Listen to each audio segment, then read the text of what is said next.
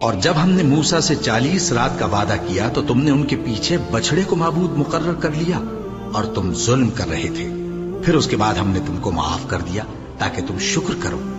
اور جب ہم نے موسیٰ کو کتاب اور معجزے عنایت کیے تاکہ تم ہدایت حاصل کرو.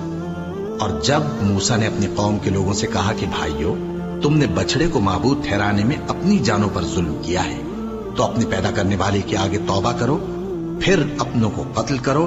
تمہارے خالق کے نزدیک تمہارے حق میں یہی بہتر ہے. پھر اس نے تمہارا قصور معاف کر دیا.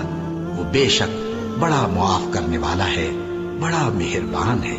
اور جب تم نے موسیٰ سے کہا کہ موسیٰ، جب تک ہم اللہ کو سامنے نہ دیکھ لیں گے تم پر ایمان نہیں لائیں گے، تو تم کو بجلی نے آ گھیرا اور تم دیکھ رہے تھے.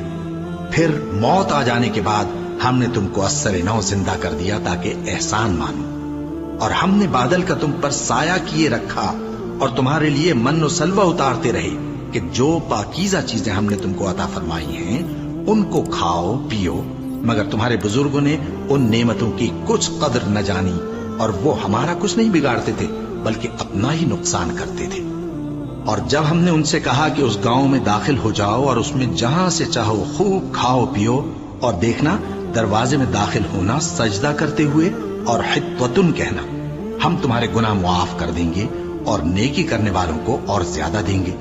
تو جو ظالم تھے انہوں نے اس لفظ کو جس کا ان کو حکم دیا تھا بدل کر اس کی جگہ اور لفظ کہنا شروع کیا.